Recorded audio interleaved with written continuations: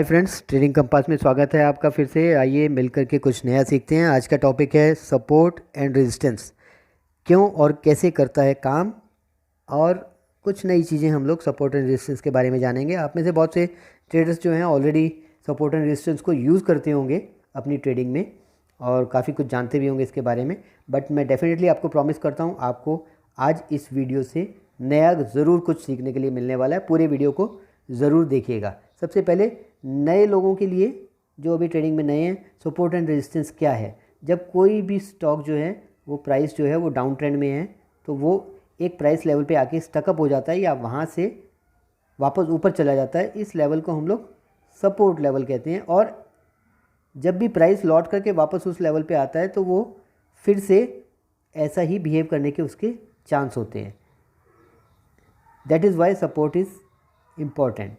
इसी तरह से रेजिस्टेंस लेवल से जब कोई भी प्राइस जो है कोई भी स्टॉक जो है वो अप ट्रेंड में होता है तो एक प्राइस लेवल पे आकर के वो स्टकअप हो जाता है या फिर वापस जाता है, और वापस लौट करके जब उस प्राइस लेवल पे आता है तो फिर से वो ऐसा बिहेव करने के उसके काफ़ी चांसेस होते हैं। आप देखिए, तो that's why resistance levels are these are called resistance price levels and they are important. तो ये तो है बेसिक सपोर्ट और रेजिस्टेंस प्राइस होता क्या है। बट सबसे बड़ी चीज़ है कि इन प्राइसेस के पीछे लॉजिक क्या है, क्योंकि ऐसा कहा जाता है कि ये मेमोरी पॉइंट्स हैं मार्केट के, जहाँ पर आकर के वो प्राइस जो है या तो स्टकअप होता है या फिर रिवर्ट होता है। बट मार्केट की मेमोरी बनती कैसे है आखिर? मार्केट क्या एक कोई इंसान है जिसके पास में याददाश्त है? मार्केट में तो लाखों लोग ऑपरेट करते हैं, तो किस तरह से वो जो है ये प्राइस, वो सब लोग ऐसा क्या करते हैं कि वो एक ही प्राइस पे आके स्टकअप हो जाते हैं या फिर रिवर्ट करते हैं, मेजर रिवर्सल पॉइंट्स बन जाते हैं वो? उसका रीज़न क्या है? इस लॉजिक को हम लोग समझेंगे। बहुत ही इंटरेस्टिंग फैक्ट है। मुझे भी काफ़ी समय लगा मार्केट में ऑपरेट करते हुए ये सब चीज़ें समझने के लिए, जो मैं अभी आपसे शेयर करने वाला हूँ। आइए देखिए, चार्ट में चलते हैं हम लोग। ये देखिए, मार्केट के अंदर एक काफ़ी अच्छा अपवर्ड मूवमेंट आया है इस स्टॉक में, और जब ये अपवर्ड मूवमेंट आया है तो इसमें होता क्या है, बहुत से लोग हैं जिन्होंने स्टॉक को यहाँ पर बाय करने से चूक गए, यहाँ बाय करने से चूक गए, यहाँ बाय करने से चूक गए, बट यहाँ पहुँच करके वो इस जोन के अंदर स्टॉक को बाय करते हैं। अभी इस जोन के अंदर बाय करने के बाद हुआ क्या फर्दर? प्राइस थोड़ा सा यहाँ पर रुका और उसके बाद जूम से धड़ाम से नीचे गिर गया। Now what is going to happen? ये देखिए, बहुत ही इंटरेस्टिंग चीज़ है। क्या होने वाला है यहाँ पर? जिन भी भाई साहब ने यहाँ पर बाय किया था, he is in this condition now and he has got stuck up with this stock. हमारे साथ में भी बहुत बार ऐसा हुआ होगा, इट्स ए प्रैक्टिकल एक्सपीरियंस।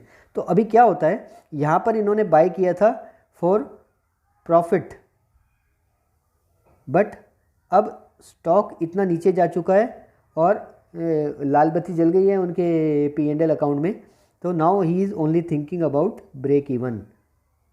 तो ब्रेक इवन मतलब यानी कि जितने में लिया है यार उतने में निकल जाए तो बहुत है। तो he is now praying to god कि ये भगवान प्राइस इस लेवल पे वापस आ जाए तो मैं अपना सेल करके निकल जाऊंगा। जब भी प्राइस इस लेवल पर वापस आता है, he is going to be the first category. First category कौन सी है? जो वहाँ पर सेलिंग वॉल्यूम क्रिएट करने वाली है, ये वाली कैटेगरी, जिन्होंने यहाँ पर बाय किया था and now he is a stuck up man. तो ये स्टकअप कैटेगरी यहाँ पर सेल वॉल्यूम जनरेट करेगी। बट याद रखिए, जब भी प्राइस इस लेवल पे रिवर्ट करके आता है वापस, वहाँ पर there is going to be 10 times more selling volume generated by whom? Other two major categories. दो दूसरी कैटेगरीज कौन है? They are the smart categories. सबसे पहला अपॉर्चुनिटी सीकर। जब प्राइस यहाँ पर वापस आया, उन्होंने अपॉर्चुनिटी सीकर्स ने क्या किया? बाय कर लिया, क्योंकि वो पेशेंस से वेट कर रहे थे कि कब प्राइस वापस आएगा तो हम लोग बाय करेंगे। और प्राइस वापस इस लेवल पर जब रेजिस्टेंस लेवल पर आता है तो दे book there profits.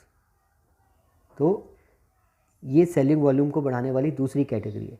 Third category कौन सी है? थर्ड कैटेगरी है आप जैसे स्मार्ट ट्रेडर्स, शॉर्ट सेलर्स, क्योंकि उन्हें मालूम है कि यहाँ पर सेलिंग वॉल्यूम ज़्यादा होने वाला है, तो वो यहाँ पर शॉर्ट सेल करते हैं और जब प्राइस लौट के नीचे आता है तो बाय करके अपना प्रॉफिट ले करके निकल जाते हैं। तो ये 3 कैटेगरीज हैं जो सेलिंग वॉल्यूम को 10 टाइम्स बढ़ाने वाली है इस लेवल पे जब ये स्टॉक वापस आने वाला है। That is how support and resistance is formed. I hope आपको आज एक नई चीज़ पता लगी होगी, काफ़ी मैंने रिसर्च करके ये चीज़ को समझा और जाना है। आइए ये चार्ट के थोड़ा सा फ्यूचर पे चलते हैं और हुआ क्या है वो देखते हैं। एज इट इज़ एक्सपेक्टेड, इस लेवल पर जब प्राइस लौट करके आया तो क्या हुआ, यहाँ पर जो हैंगिंग मैन थे, अपॉर्चुनिटी सीकर थे और शॉर्ट सेलर थे, इन तीनों ने मिलके क्या किया, अच्छा खासा सेलिंग वॉल्यूम जनरेट किया और सेम लेवल से स्टॉक जो है वो वापस चला गया। तो इसलिए ये जो सपोर्ट और रेजिस्टेंस है, इन लेवल्स पर या तो प्राइस टकअप होता है या फिर इस तरह से शार्प मोमेंटम भी आ सकता है, याद रखिए। तो इसीलिए ये इम्पॉर्टेंट प्राइस लेवल्स हैं और मार्केट के मेमोरी पॉइंट्स बन जाते हैं। एक्चुअली मेमोरी मार्केट की नहीं है, मार्केट में काम करने वाले प्लेयर्स की मेमोरी है, जो कि ये ट्रेडर्स की साइकोलॉजी है जिस पर बेस्ड ये मार्केट जो है वो काम करती है। और इस साइकोलॉजी को अंडरस्टैंड करना बहुत ही ज़रूरी है। मैं हमेशा ये एम्फेसाइज करता हूँ कि psychology is more important than technique. तो एनीवे, ये तो था basic, the logic behind support and resistance. अभी हम लोग कुछ थोड़े छोटे छोटे पॉइंट्स सपोर्ट एंड रेजिस्टेंस के बारे में जान लेते हैं। हो सकता है आप में से ज़्यादातर लोगों को पता भी हो। सबसे पहली चीज़, सपोर्ट एंड रेजिस्टेंस कोई थिन लाइन नहीं है। जनरली हम लोग इसको ड्रॉ तो करते हैं एक लाइन के तौर पे, resistance, support, right, but it is not exactly a line, it is a zone. याद रखिए। किस तरीके से, आइए देख लेते हैं इसी चार्ट को दोबारा से। यहाँ पर ये प्राइस जो है, this was the high previously, but next time जब ये प्राइस आया तो तकरीबन इसी लेवल से रिवर्ट हुआ, बट थोड़ा सा हाई ज़्यादा है। तो एग्जैक्टली हमने ये वाला लाइन ड्रॉ किया था, बट उस लाइन को क्रॉस करके वापस आया। तो this is actually A zone. तो नेक्स्ट टाइम जब प्राइस आता है तो वो इस जोन में से कहीं से भी रिवर्ट कर सकता है। ये चीज़ ध्यान रखने वाली है। और ये जो फैक्ट है ये कई जगह पे काम आता है। जैसे कि मान लीजिए आपने ट्रेड किया था, आपने यहाँ पर इसको बाय किया और आप अपना प्रॉफिट लेने जा रहे हैं, इस लेवल पे आप अपना प्रॉफिट लेने जा रहे हैं, और मान लीजिए ये स्टॉक नेक्स्ट टाइम इसको क्रॉस नहीं करता है, यहाँ से आके और यहीं से वापस चला जाता है, बट आपने अपना प्रॉफिट टारगेट यहाँ पर रखा था तो उसको बिना टच किए चला जाता है। तो इसीलिए जब आप इसको एज ए टारगेट यूज़ करते हैं तो बी अ लिटिल कंजर्वेटिव, उसके आसपास आप टारगेट लगाइए, उससे थोड़ा सा पहले, ताकि अगर स्टॉक उसको बिना टच किए थोड़ा सा पहले रिवर्ट हो जाता है तो आप स्टकअप ना हो जाएं, राइट। तो this is the first thing we must know, that it is a zone and not a thin line. Second thing is कि रिलेवेंट जो सपोर्ट और रेजिस्टेंस लेवल है वो हमें नेक्स्ट हायर टाइम फ्रेम में ढूंढने चाहिए। नेक्स्ट हायर टाइम फ्रेम का मतलब, अगर आप स्विंग ट्रेडिंग कर रहे हैं daily candle time frame, daily time frame पर, तो आप सपोर्ट एंड रेजिस्टेंस ढूंढिए वीकली या मंथली टाइम फ्रेम में।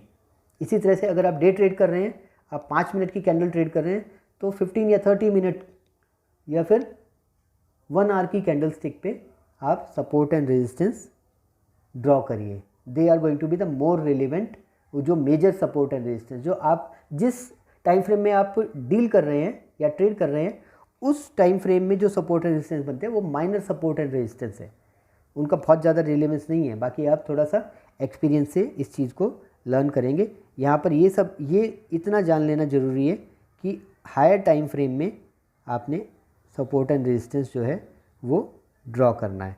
और यहीं पर एक दूसरा पॉइंट भी मैं आपसे शेयर करना चाहूँगा। बहुत से लोगों को जब कैंडल स्टिक लगाया होता है तो उसमें सपोर्ट एंड रेजिस्टेंस ड्रॉ करने में, क्योंकि बहुत सारे विक्स होते हैं ऊपर नीचे, उनको ड्रॉ करने में दिक्कत आती है। तो अगर आप ज़्यादा clear support and resistance draw करना चाहते हैं तो आप लाइन चार्ट का यूज़ कीजिए, वहाँ पर आपको शार्प टर्निंग पॉइंट्स मिलेंगे और आपको ईजी रहेगा सपोर्ट एंड रेजिस्टेंस ड्रॉ करने के लिए। नेक्स्ट थिंग, ट्रेंड लाइंस जो आप ड्रॉ करते हैं, जब आपका स्टॉक या इंस्ट्रूमेंट जो है वो ट्रेंड में है तो उस टाइम आप ट्रेंड लाइन ड्रॉ कर सकते हैं। ये ट्रेंड लाइंस एक अच्छे सपोर्ट और रेजिस्टेंस लेवल के तौर पे काम करती है। जब स्टॉक एक ट्रेंड में मूव कर रहा है तो आप 2-3 कनेक्टिंग पॉइंट्स को मिला करके ट्रेंड लाइन बना लेते हैं। तो ये जो ट्रेंड लाइन है, it acts as a very good support and resistance. जब डाउन ट्रेंड में है तो it acts as a resistance. इसका एक प्रैक्टिकल एग्जांपल मैं आपको बताता हूँ। हमारे टेलीग्राम चैनल में 29 जनवरी को मैंने ये शेयर किया था। आप देखिए, ये निफ्टी का चार्ट है। यहाँ पर क्या हुआ था, निफ्टी में एक शार्प फॉल आया था। तो जब हमने ट्रेंड लाइन ड्रॉ करके देखा तो ये शार्प फॉल होने के बावजूद भी ट्रेंड लाइन और प्राइस में अभी काफ़ी गैप था। तो जो ट्रेंड लाइन जो सपोर्ट लेवल था दैट वाज एट अराउंड 13,000। तो तब मैंने अपने ग्रुप में ये लिखा भी था, ख़ास तौर पे ये लिख करके बताया था कि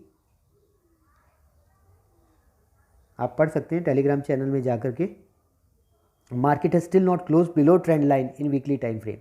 तो क्योंकि ये डेली कैंडल है तो हमने वीकली टाइम फ्रेम जो डेली लेवल्स के हिसाब से हमने वीकली टाइम फ्रेम में ट्रेंड लाइन लगाया था।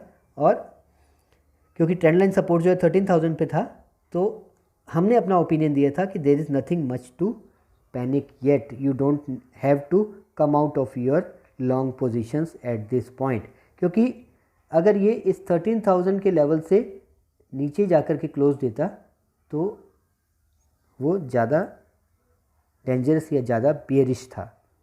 तो वेल एनीवे, इस तरीके से हम लोग एक ट्रेंड लाइन को जो है वो ट्रेंड लाइन ड्रॉ करना अगर सीखते हैं तो हम उसको एक सपोर्ट और रेजिस्टेंस के तौर पे यूज़ कर सकते हैं, but only when the instrument is in A trend. Now next और लास्ट जो पॉइंट है हम लोग आज डिस्कस करेंगे वो है मूविंग एवरेजेस। जो मेजर मूविंग एवरेजेस हैं वो एक डायनामिक सपोर्ट और रेजिस्टेंस के तौर पे काम करती हैं। मूविंग एवरेजेस जब आप अपने प्लॉट करेंगे अपने चार्ट्स में तो आप देखेंगे, प्रैक्टिकल एग्जांपल हम लोग देख लेते हैं। When the stock is in an up trend, ये स्टॉक अप ट्रेंड में है तो एवरी टाइम ये मूविंग एवरेज के पास आता है, वापस जाता है price. Every time moving average के पास आता है, वापस जाता है। एवरी टाइम मूविंग एवरेज के पास आता है तो वापस जाता है। ये मूविंग एवरेज कौन सा है?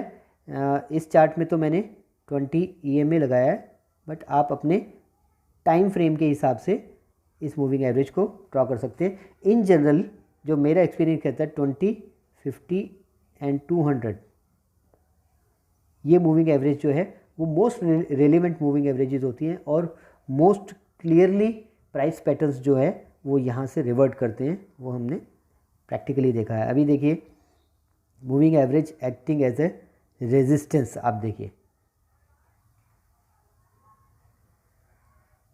जब ये स्टॉक डाउन ट्रेंड में है, जब भी प्राइस मूविंग एवरेज पे आया वो प्राइस वापस नीचे की तरफ गया है, ये देखिए एवरी टाइम। तो ये एक डायनामिक सपोर्ट एंड रेजिस्टेंस है। यहाँ पर एक लाइन नहीं है, बट जो एवरेज प्राइस है it is acting as a support and resistance. तो ये एक बहुत अच्छा टूल है, आपकी एक एडिट टूल है ट्रेडिंग के लिए। तो आई होप फ्रेंड्स आपको आज का वीडियो अच्छा लगा होगा। अगर अच्छा लगा या नहीं लगा, आप और कुछ क्या जानना चाहते हैं, कमेंट करके आप ज़रूर हमें बताइए। We have a Telegram channel जिसका लिंक जो है वो डिस्क्रिप्शन में दिया है, क्योंकि कोई भी एक सिंगल वीडियो से आप ट्रेडिंग में एक्सपर्ट नहीं बन सकते हैं। बहुत सारी चीज़ें इसमें सीखने वाली हैं, ख़ासतौर पे ट्रेडिंग साइकोलॉजी, और यही चीज़ें जो है हम लोग डेली सीखते हैं अपने टेलीग्राम चैनल पे। और बहुत सारी चीज़ें अपनी वॉच लिस्ट में वहाँ पर शेयर करता हूँ, और and it is free to join. तो डिस्क्रिप्शन में लिंक दिया है, हमारे टेलीग्राम चैनल को ज़रूर ज्वाइन करें फ्रेंड्स, और रोज़ नई नई चीज़ें सीखें। वीडियो अगर आपको अच्छा लगा है तो लाइक ज़रूर करें and subscribe our channel thanks for watching.